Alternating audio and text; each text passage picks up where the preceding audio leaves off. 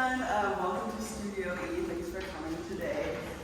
We're really excited to welcome Matt Jones here for his first solo show in the region. Jones attended Yale University School of Art, Norfolk on an Ellen Battelle Stockwell grant, received a BFA from Cooper Union, and recently completed an MFA at Hunter College in 2021.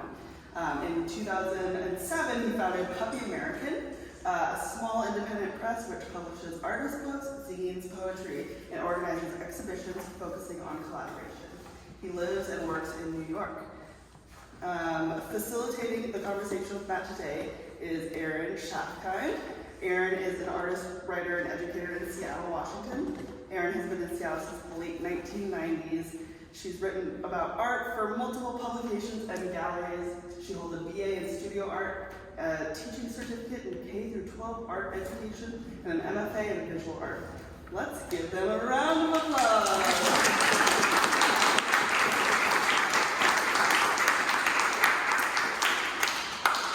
I'm so excited, and I just want us to imagine for a moment we are in a baseball stadium. Bah, bah, bah, bah. There's like this thing that happens because Matt didn't get to go to a baseball game. Wow, we didn't schedule it right. I know.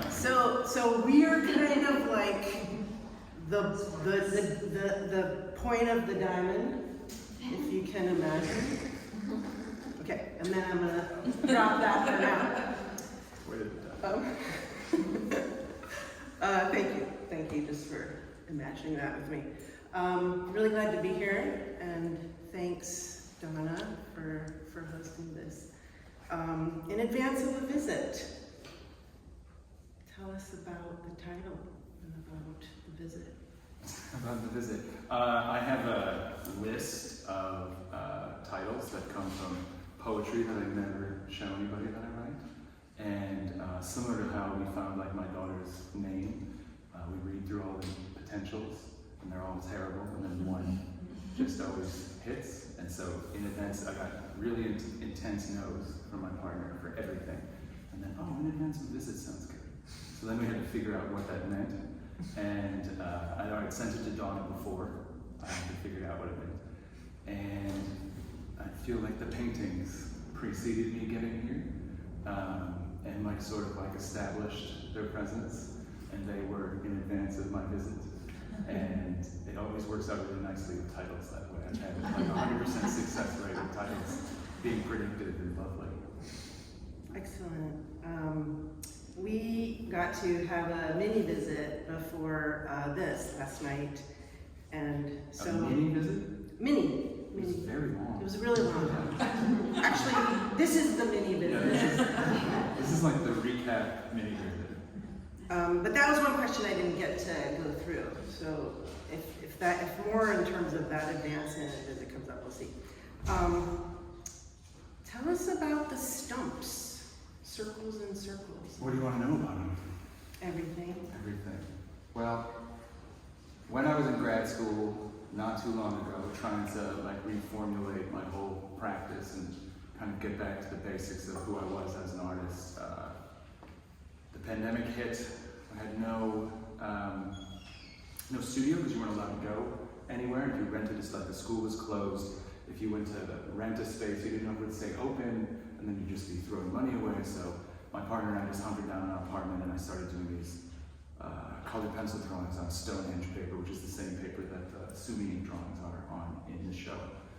And I started thinking of ways to, I never want to be like overtly political. I don't ever want to shame people or tell them how to be, or my way or the highway sort of politics in my art making. But I'm deeply concerned with like the climate catastrophe and things like that, and I thought that the stumps would be a way for me to like feel into that idea without being pedantic or preachy or having to recite all of the information that I've read over the years about these things. So I started drawing them in these colored pencil drawings and utilizing them as plinths to place other objects on top of. So I would take like a medieval bird or a medieval bat and put it on top of the plinth, and I would utilize them in that way. And then I really started focusing on the stumps themselves. And maybe 9 or 10 years ago, I converted to Judaism, and this is such a long story about the stumps. And I was in this one meeting session with my rabbi. It takes a really long time to convert to Judaism. You have to do lots and lots of work to do it. And we're in this discussion about time. And she draws this spiral like this on a chalkboard. And she says, "You are here," and like points to the middle. She's like, "This is the present, right? And this is the beginning of time down here at the bottom of the spring. There's more of a spring than a spiral. And at the top is the end of time." And I said, "Okay, so it's linear." And she goes, "Kind of." And then she draws the spring from the top, which is just a circle. And she goes, "You are here, and the beginning of time is here, and the end of time is here." And I thought, oh wow, that's really good. That's how I think about art and our history and my relationship to the past, and all of the artists who come before me, and younger artists who haven't been born yet, and we're in this like continuous dialogue. Her point was that you could talk to great Jewish thinkers, you know, from 2,000 years ago, and that's like how like all this different Jewish text work. And I just immediately was like, oh, I've been this way forever, because that's exactly how I think about being alive in the world. So then when I'm doing the stumps, I really started thinking about the rings and how they express time, and it's why you see the top of the tree most of the time, even though perspectivally you wouldn't. Like you wouldn't be able to see this in this perspective and the top at the same time. It's like a sort of medieval idea of showing you what I want you to see, what I think is the most important. So like, like the hierarchy of importance is how the perspective is determined.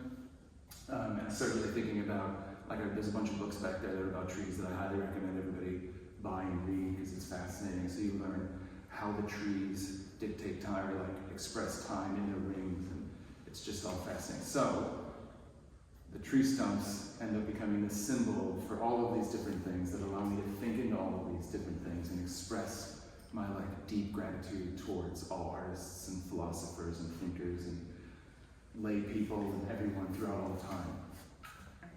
Not that you would know, but hopefully you can feel it. You know? I feel it. I mean, I feel it. I don't know if other people feel it. I think we feel it. Good. It just makes me think of like an abundance from something which is cut down. That idea that you're generative, you know, with something that, with climate catastrophe, we can see is pretty dark. Yeah, because if they weren't generative, I wouldn't want to look at that. Like if they weren't beautiful or thoughtful, that wouldn't attract me, and I wouldn't be able to like participate in it. Yeah, I love it. Is there any more that you would want to say about the Renaissance and the perspective? I know it shows up in your statement as this multiple points, which you did bring up in terms of where we're coming into view. I just don't know if there's anything else you want to bring into that. I think it's interesting that like there's like literal linear perspective, like 1, 2, 3, and perspectives like that are mathematical. But I don't think that's how we experience things, because we learn all through our filters of how we see and feel, and how we process what we see and feel. And I'm much more interested in like people and how people experience those things. Welcome. So like if you're looking at a medieval painting and the artist wants to show you what's on the table, but you should be looking at the table like this, they'll paint the table like this so that you can see all the stuff on it. Like I'm interested in that kind of arrangement of space and perspective. Excellent. And then if you would, take us more into some of those objects. You know, the bat, the hand, the eye. Bat, the hand, the eye. My instinct is to immediately ask other people what they want, what they see, and what they think about with the bat, the hand, and the eye. I've spent a lot of time. My partner is getting a PhD in medieval literature, so I've been looking at a lot of illumination for 7 years now, and so I know a lot about what bats and hands and eyes mean according to those things, and have brought that into my practice. It's really hard for me to like live my life and be engaged with ideas and not have them like pretty immediately filter into my visual language. Yeah, I'm not sure. I don't know that I want to specifically answer it. I feel that. Is anyone feeling brave? Wants to talk about a bat and No. and truly no pressure. I really mean that. Like, I don't mind the pregnant pause. I could use that word. Wow, I really love the bats. I wish you would say something about them. I know. And the butterflies. This is something I'm actually really I think a lot about this. Like, for me, it's really important to share my work with people. Otherwise, I'm just by myself and I'm not collaborating or in community. But I also know that what I say about my work has way more weight than what probably other people, other than maybe like critics or somebody, would say about it. And I would always want to keep the I want to facilitate like a vulnerable space for you to be able to have the bat. Like, you like the bat, I want to know why you like the bat. I can tell you exactly precisely where the bat comes from and why I utilize it. If you want to, I'll tell you that. I don't know if you should. Or I can tell you after But this. it's okay. Kathy, I'm going to call on you. Yeah. Would you share what a bat means for you? For me, oh, well, bats, they're nighttime, fabulous, they eat mosquitoes, they're mysterious, they're, we demonize them, but they save the world. I don't know, they're amazing. I also have my friend Isabel de Ovaldia, who is a Panamanian artist and has she works with bats a lot for that image, so it's just something. And this is these are super sweet bats. So it's just it's just like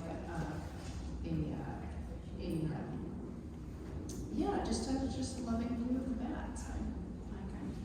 My favorite is the little green The one's just like this. one. Yeah. Everything you said about bats is things that I'm deeply in love with bats for, including the intense disparity between the demonization of bats and how lovely and beautiful world-saving bats are. I think about all of those things. Right. And I also would add that a lot of the symbols that I use are metaphors for other things that are going on. So the bat might be a bat, but it might also be how I feel about another thing that gets villainized and that I want to pay attention to and sort of take care of. Thanks.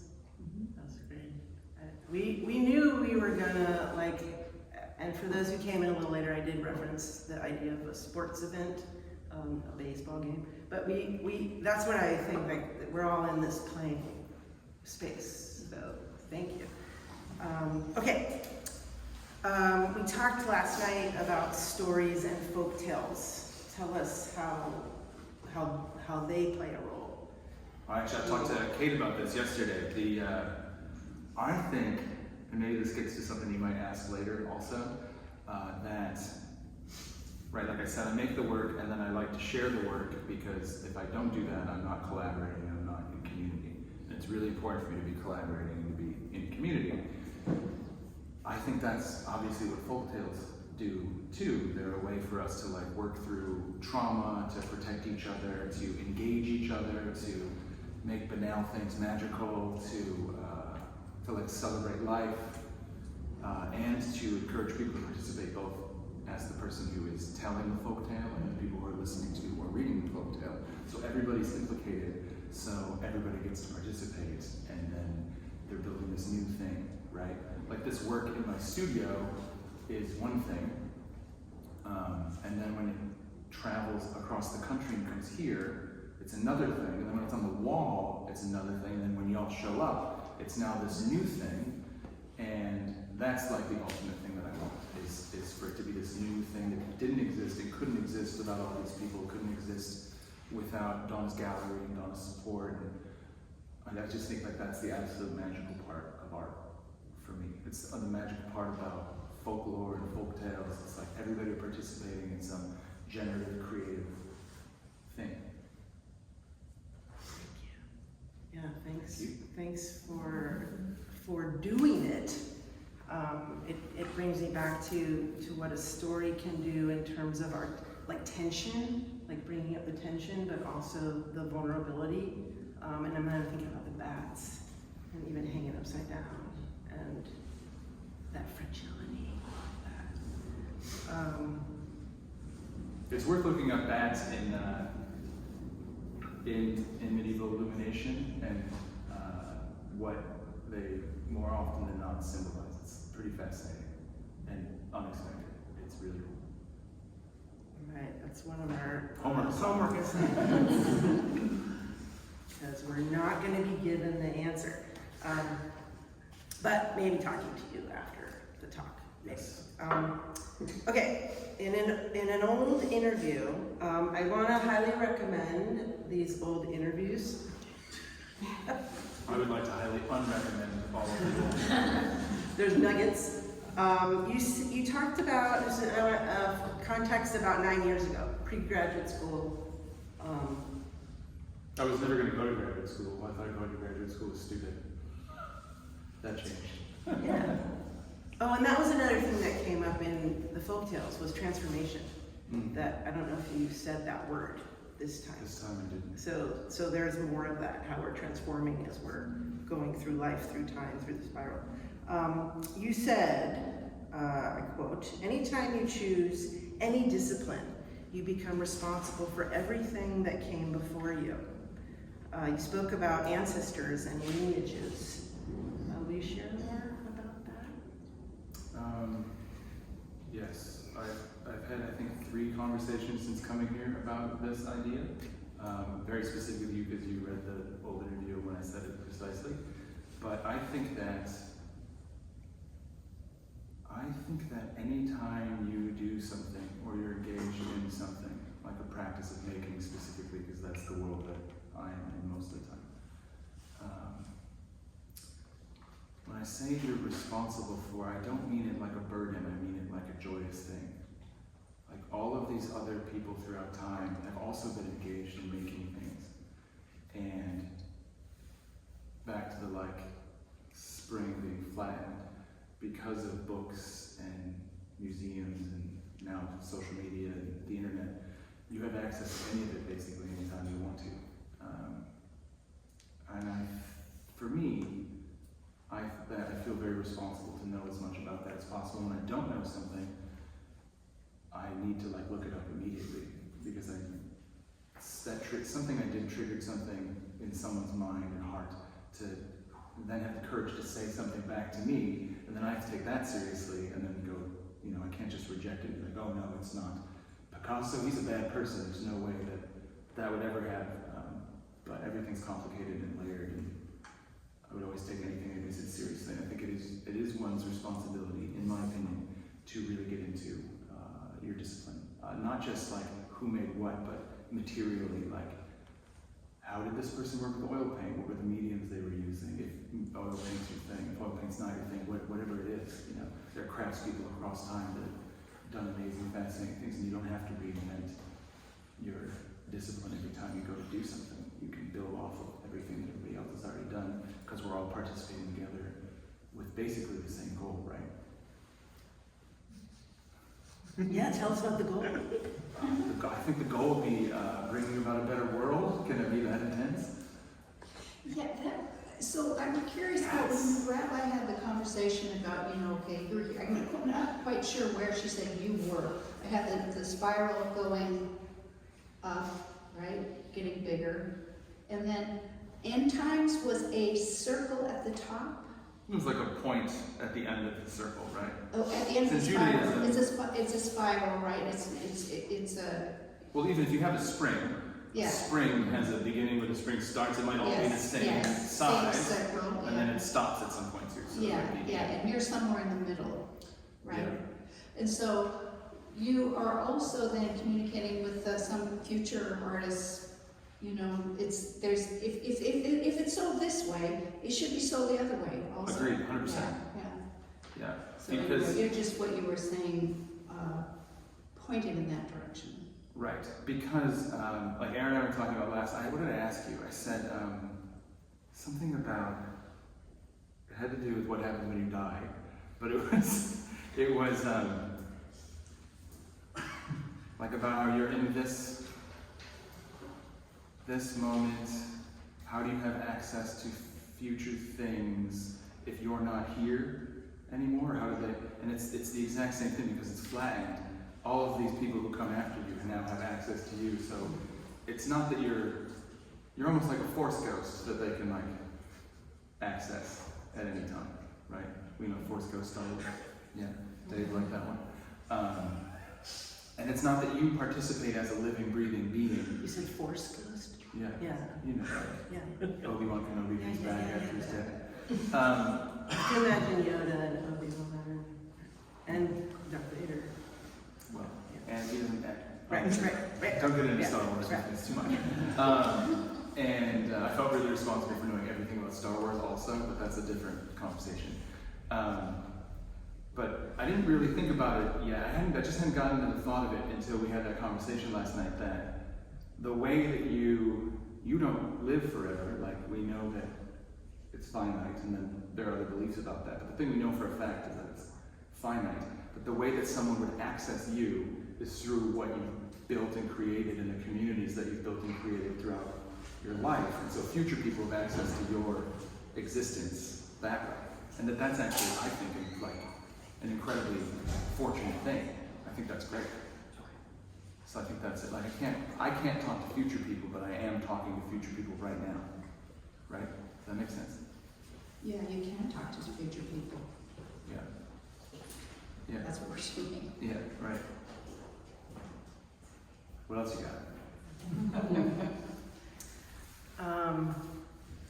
Thank you. What do you want from art? Like art that's not mine, or art that's mine? Or the big art, big A art? I want art to be, like what is my formula is, I want, like if we just talk painting, because that's my main thing, I want painting to have like something that grabs me, right, that makes me pay attention to it, and then, or like requests that I pay attention to it, and then I want, once I'm there, I want it to keep me there. I think that art is at its best when it serves as like an object of contemplation, so that it requests that you sit and be present with it and be affected by it, and you're also affecting it by being there. That's what I want art always to do. And so that's what you want art to do, and it's what you want from the work? That's what I really, really hope my work does. I feel like I've always thought about this. I know how to, like, I'm really good at going to an art show in New York and like looking around really quick and then leaving. And so I started, even if something I didn't like automatically like whatever the show was, it wasn't like in my whatever, like taste spectrum. I never go to galleries anymore with like a sketchbook, and then I do pure contour drawings, which is when you draw without looking at your paper. And I just like trace whatever's in there in my mind and filter it through my hand. And more often than not, I'll find that whatever my prejudices are, like taste prejudices, they break down, and I almost always get into whatever it is that I would have otherwise just walked out, because I'm like programmed to look a certain way. But when I stop and I actually look, you can pretty much tell when somebody's like sincere and present, and they want that. It's like really nice to participate in that and give that to another artist. So now you'll try to purposely not just walk through. Yeah. It's like I was at the public market today, and you know the guys are throwing the fish, and people are trying to get a selfie with the fish in midair, and or people go to like I go to MoMA all the time. There's a million great artworks in the room with the Starry Night, but everybody's in front of like there's a line to take pictures in front of Starry Night, but no one really looks at Starry Night. I want to really look at stuff. I want to look at Starry Night and the other. Like, I want to be present. Like, I'm not here. I have people in my life who say things like, "Oh, they're like, hey, what are you doing?" I'm like, "Oh, I'm just killing time." I never, ever want to say that. Or if I feel like I'm doing that, I immediately want to be like, "Whoa, okay." At least be relaxing. Like, don't. That sounds like a terrible way to do stuff. To deal with time. Yeah.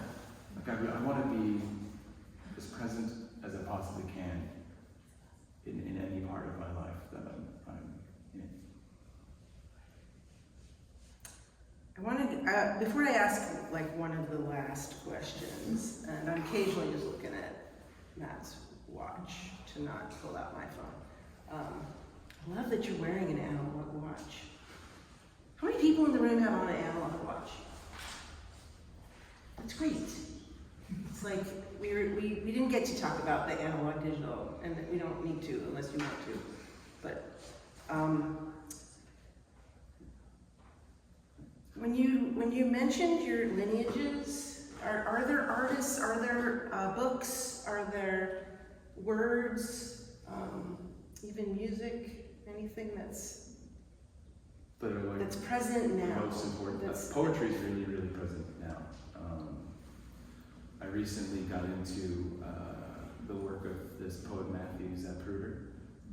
He's the Why Poetry book back there. That's not a book of poetry. It could also just say Why Art. It's like a very generous description of what art does and why it's important and how it affects us. His poetry is also just gorgeous. And Lynn Higini is another person that's not somebody I brought in there. Leslie Scalapino like messes with time in a really interesting way. I like things that don't have necessarily I like to get the facts about things. I like if I'm going to paint trees, I need to know about trees. I feel like I need to be able to do that, even if things that I know about trees don't directly translate into.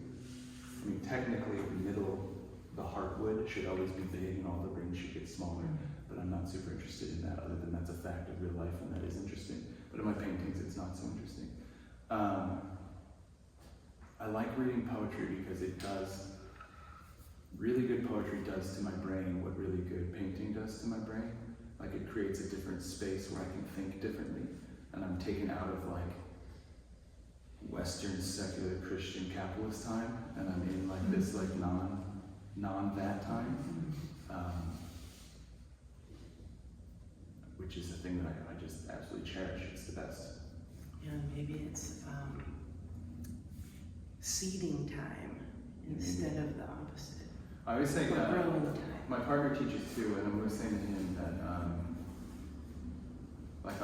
in the Zoom era, I would sit in on his classes sometimes, and I was listening to this one class that was there, and he's like, "How was that class?" And I was like, "You facilitated this like hour and a half long discussion where all of these students felt totally free to express themselves, share their poetry, and it was like unbelievable." And I want all things to do that. Like, I want everything to facilitate a space for people to think and feel. Like, I'm obsessed with this like thought feeling idea that it's not just like, I tell my students when they enter my drawing one class, like, to check their brains at the door because they're not allowed to think for the next 2.5 hours, because that's not what the type of drawing that I'm teaching them how to do requires. And you can like watch their in their eyes how they're short circuiting and trying to figure out what I'm talking about. And then by the end of the semester, they get it. And it's like really, it's amazing. Where do the thought feelings come from? I think it's a way to talk about. It's a way to not set like, you have your feelings and you have your thoughts, and I think we separate them a lot of times. Or you try to explain away your thoughts or your feelings or compartmentalize them through thinking, and we don't get to just feel, right? So I'm really concerned with bringing them together so that they're not oppositional, so that thinking and feeling aren't oppositional things. And do you think do you feel like they're in a place in our body and our mind, both? I think that there's a very, we didn't talk about this. No, I'm just riffing. I think that there's a very intense and often programmed out of us connection between our mind and body and our thoughts and our feelings, and I do think they exist in places. Like, I was just FaceTiming with my daughter who has never been away from me for 4 straight days. It's ridiculous. And she's having a little bit of a hard time. And I'm having a little bit of a hard time. And we were blowing kisses at each other on FaceTime. And we cached them and then put them, and I was like, where I was putting it, my heart is like it was like ripples throughout my body. Like that's a real thing. That was a very real thing. And I want more of that. Like that's nice. I want to be more tuned in with that. Come on. Yeah. Just toss me a ball for a moment. Are you ready? A ball? Yeah. Sure. Here you go. Just a moment. There were, oh, that's, I love it. Okay, going. It's moving. This is great. Oh, no, if you looked at his phone.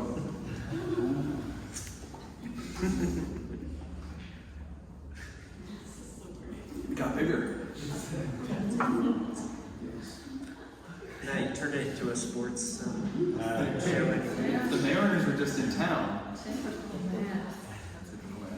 Look, you know, bats, hands, eyes. I know. That's also a sport. It's true. That's where the bats and hands and the eyes come from. My love of baseball. Perfect. David's known a long time.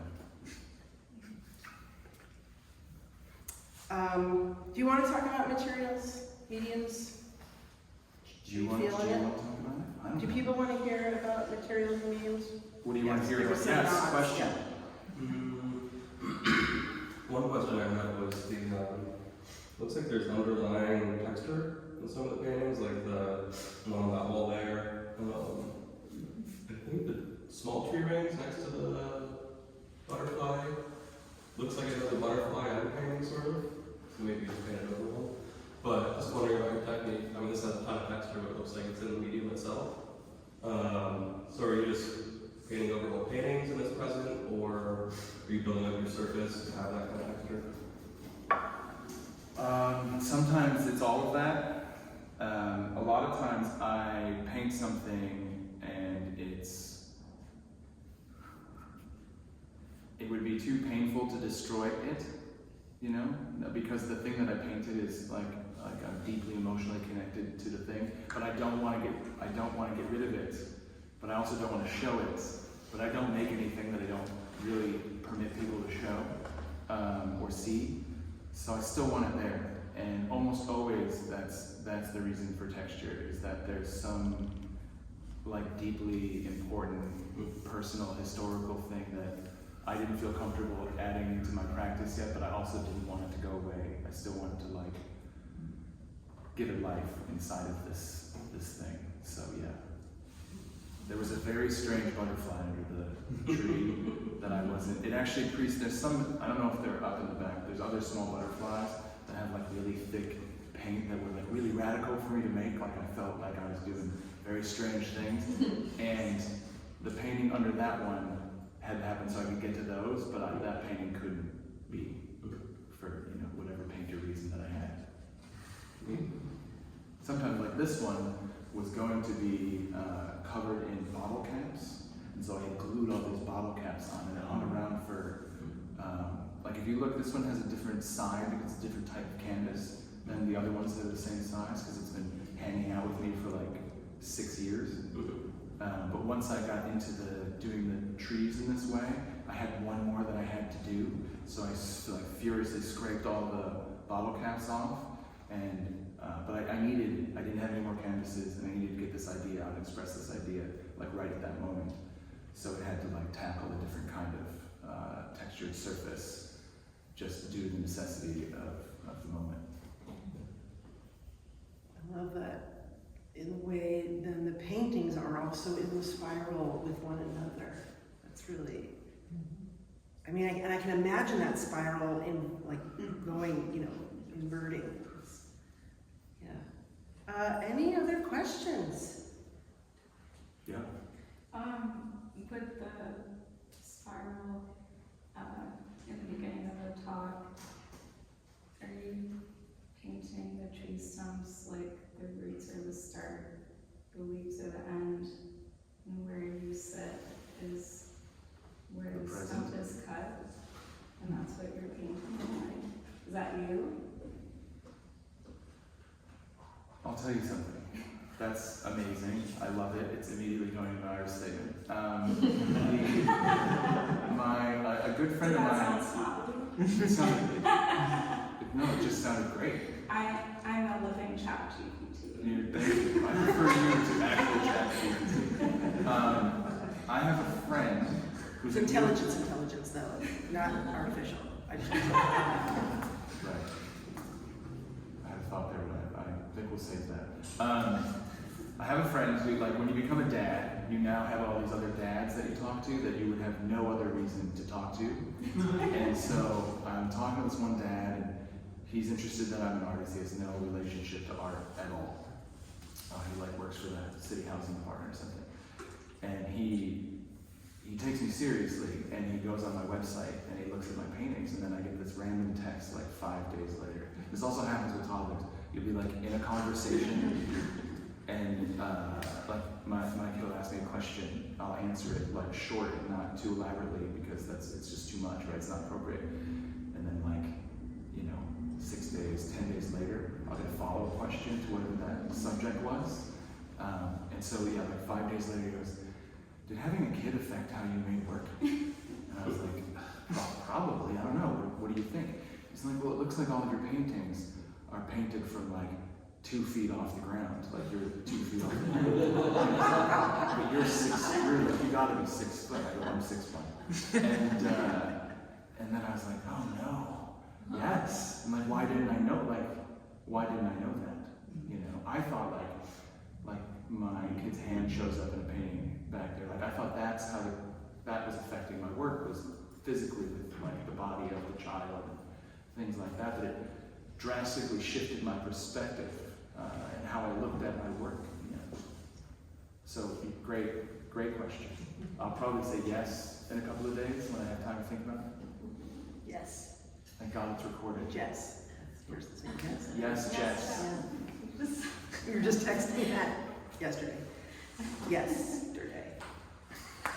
Have some water. Yeah, I'm good. Matt, I have a thematically associated question. Yes.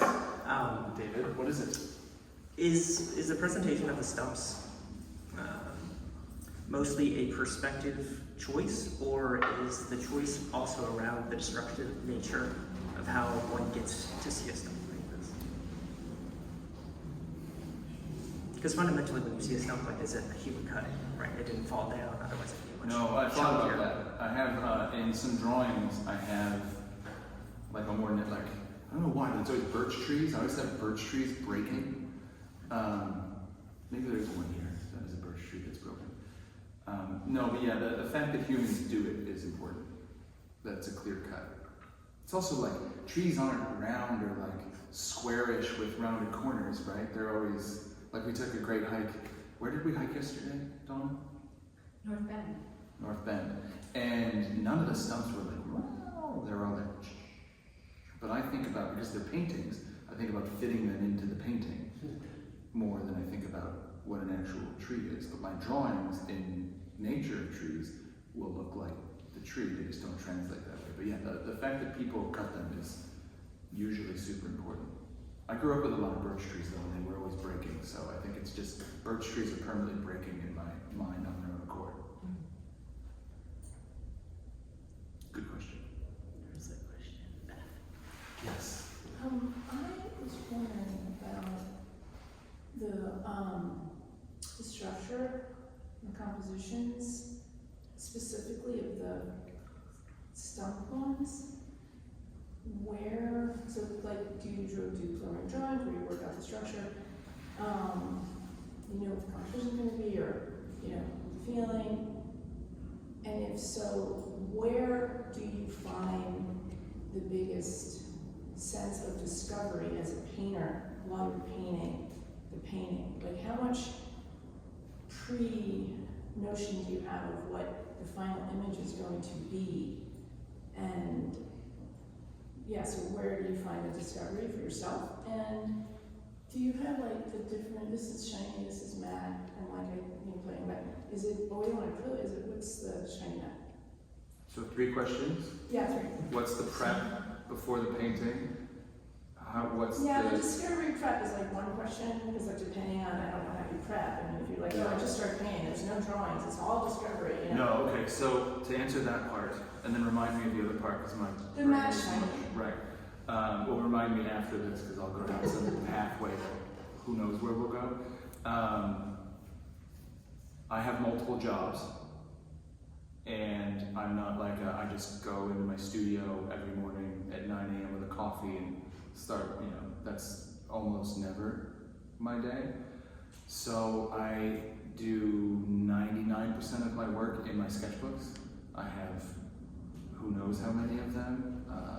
They're all about 50% filled up before I move on to the next book for some reason. But I do endless drawings. I have books where like it'll be this big and I'll draw 4 rectangles in it, and I'll just through the hole I'll just draw all the rectangles in, and then I'll fill in stumps and turn my brain off and just see how does it fit? How does it fit? What if I put a bunch of branches they could cut off? What if the branches are inside of a butterfly? And just I go through so many iterations that by the time I get to the canvas, I don't like look at the drawing. The drawing's like in me, so I just start working. There's a painting that's not in this show that was one of those tree stumps that had it was a totally complete one because I hadn't invented cutting out parts of the tree yet, and the tree it was boring. Like I was like, oh, it's not doing it. But if you look at the painting, the way that I did the cut, when I went back to it and cut it out, because usually the paintings are all painted in one whack on top of a dry, whatever the surface is, an old painting or a brand new canvas or whatever it is. It's the only one that's not like that. And I just drew black lines like this and then filled it in with a very washy color so you can still see all the old tree rings, but now they go down over the top of them.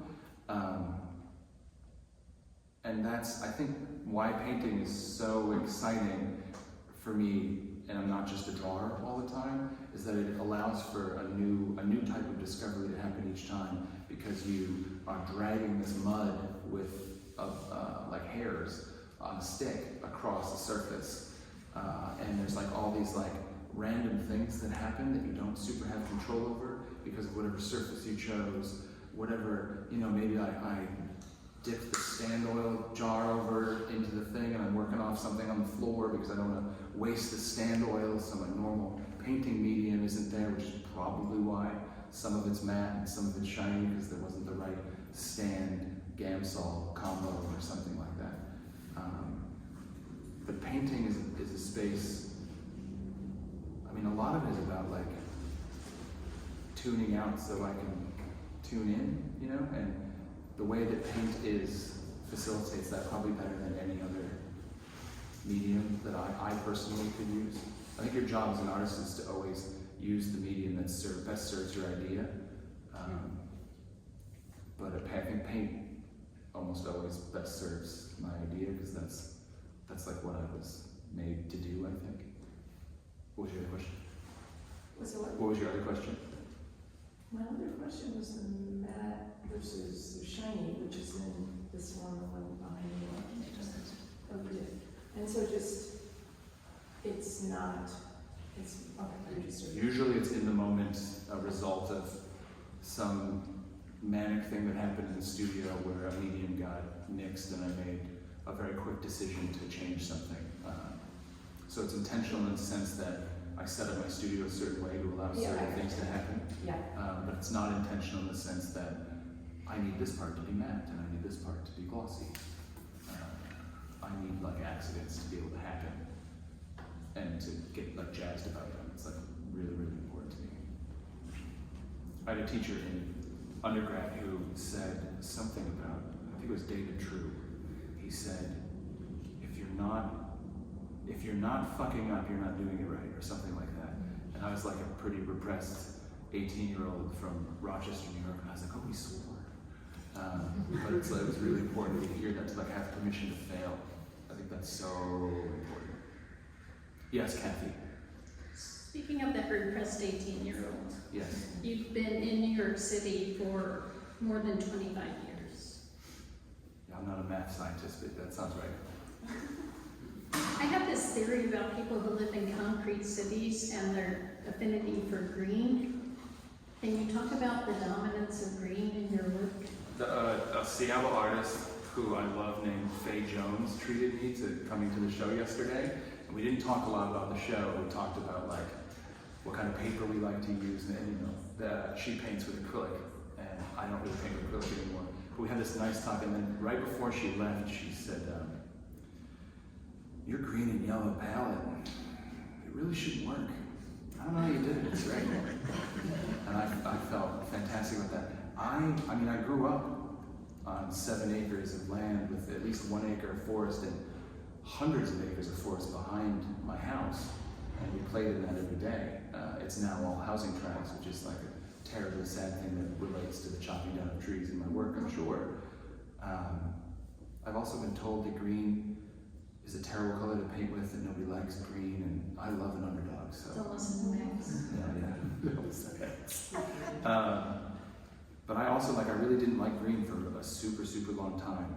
And whenever I don't like something, and I become really conscious of not liking it, I try to do that thing so that I can find out if that's real or not. And green is, when my kid asks me what my favorite color is, she wants it to be purple because that's hers, but I always say green, and she goes, "Daddy likes green." It's terrible. Lovely. As I was sitting and continuing to look around, with Kathy, I was thinking, yellow and green, we gotta talk about it. And then that was beautiful. Well, there's this story in New York City that a lot of people move there with their dogs, and a lot of dogs end up with UTIs and very serious bladder issues because they can't find any dirt or green. And they're dogs, animals that are used to being out in nature, and they move to this concrete city, and people try to find a little patch of nature with them. And it's always interesting how green starts popping up in people's favorite colors after a few years. Yeah, I mean, I moved to Washington Heights, and right out my window of my rent-stabilized apartment is a park that has trees, immediately. And then there's 2 other enormously important parks that we spend a ton of time in. I didn't get a dog until after I moved to Washington Heights, so he has plenty of living green things to pee on. He's very happy. Thank you for He's this. super healthy.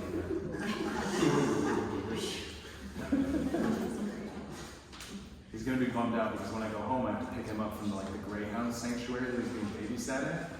He's always like, "Ah, it's nice to see you, but all my buddies are here." Might be time for one more question, if there is one. And if not, I just have a request. I was thinking about baseball. You're obsessed. I'm obsessed. We were driving over the ridge, and there's the view of Seattle, that downtown view, and the stadiums, and I thought it was baseball traffic, and he said, "No, it's not baseball traffic, They don't because play there's no here till games." Monday. Yeah. June 10th. And there's this thing that happens at baseball games. Maybe you've heard of it. It's called the wave. and so what you do is you put your hands up like this, and then we're gonna send it around to you, Matt. And we're gonna go counterclockwise, which I'm also thinking about time as a way to reverse time. Checking it all off. Dude, I am. Crush it. Yeah. Okay, are people ready? I'm gonna start, and then it's gonna go here, and it's gonna end with you. Hold on. Go ahead. Okay, you ready? All right, here we go. That's perfect. Okay, here we go. Woo!